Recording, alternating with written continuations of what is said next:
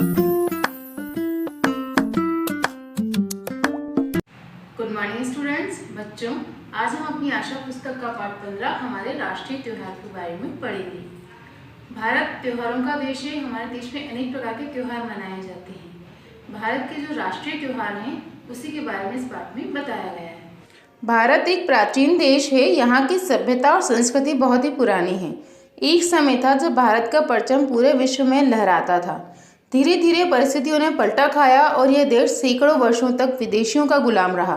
पुनः देश के वीर सपूतों के सद प्रयास से 15 अगस्त 1947 को भारत स्वतंत्र हुआ।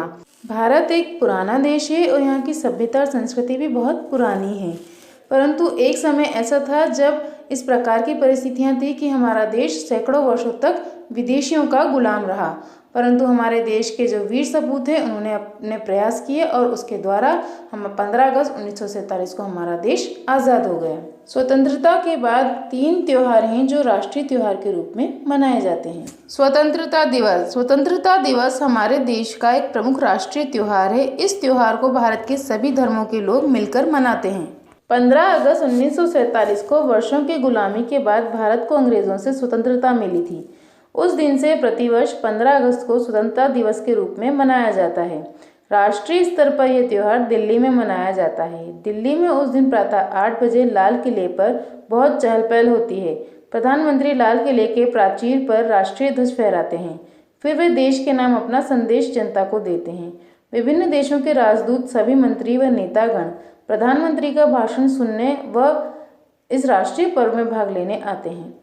आम जनता की भी काफ़ी भीड़ रहती है। स्वतंत्रता दिवस। स्वतंत्रता दिवस हमारे देश का एक प्रमुख राष्ट्रीय त्यौहार है और इस त्यौहार को हमारे देश के सभी धर्मों के लोग मिलकर मनाते हैं। 15 अगस्त 1947 को हमारा देश अंग्रेज़ों की गुलामी से आज़ाद हुआ था और उसी दिन को स्वतंत्रता दिवस के रूप में मनाया जाता है। यह त्यौहार राष्ट्रीय स्तर पर दिल्ली में मनाया जाता है। वहाँ पर प्रधानमंत्री लाल किले के शिखर पर हमारे देश के झंडे को फहराते हैं और फिर देश के नाम अपना संदेश देते हैं। विभिन्न देशों के मंत्री, नेतागण इस राष्ट्रीय पर्व में भाग लेने के लिए आते हैं और आम जनता की भी बहुत अधिक भीड़ होती है। गणतंत्र दिवस। गणतंत्र दिवस भारत का दूसरा राष्ट्रीय त्यौहार है। 15 अगस्त 1947 को देश के आज़ाद होने के बाद शासन चलाने के लिए एक संविधान का निर्माण किया गया। यह संविधान 26 जनवरी 1950 को लागू किया गया। भारत को एक गणतांत्रिक देश घोषित किया गया। गणतंत्र का अर्थ होता है जनता का शासन। तभी से हर वर्ष 26 जनवरी को गणतंत्र दिवस के रूप में मनाया जाता है। उस दिन प्रातः देश के प्रधानमंत्री इंडिया गेट पर स्थित अमर जवान ज्योति पर श्रद्धांजलि अर्पित करते हैं। फिर देश के राष्ट्रपति वहां पर बने सलामी मंच पर विराजमान होते हैं। राष्ट्रपति को सलामी देने के लिए सेना के तीनों अंगों के जवान विभिन्न टुकड़ियों में बैंड बाजे के साथ आते हैं। उनका जुलूस लाल किले तक पहुंचता है। इस दिन राष्ट्रपति के सामने सेना के अस्त्र शस्त्र, साज सामान व लड़ाकू विमानों का प्रदर्शन किया जाता है। देश के विभिन्न राज्यों की झांकियां भी उस दिन दिखाई जाती हैं। गणतंत्र दिवस यह भारत का दूसरा राष्ट्रीय त्यौहार है।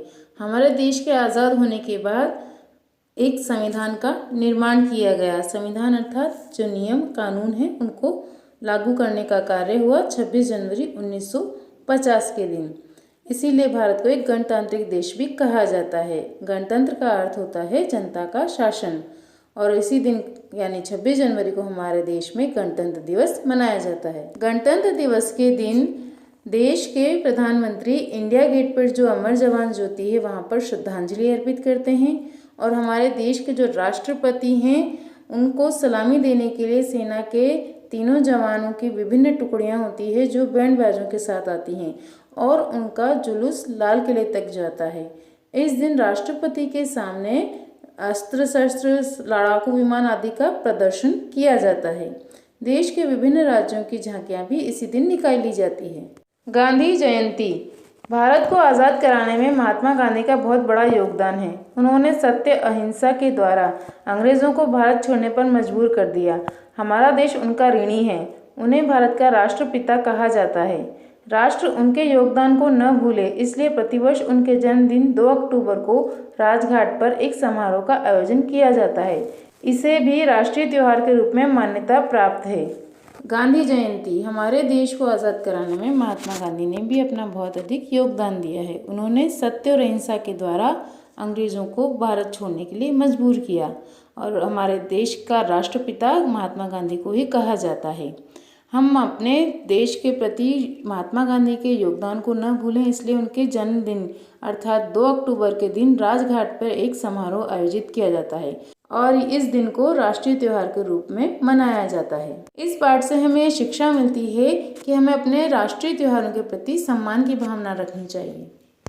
बच्चों, ये हमारा पाठ हम यहीं समाप्त होता है। आप इसे एक बार फिर से पढ़िएगा। आज के लिए इतना ही। Thank you. Have a nice day.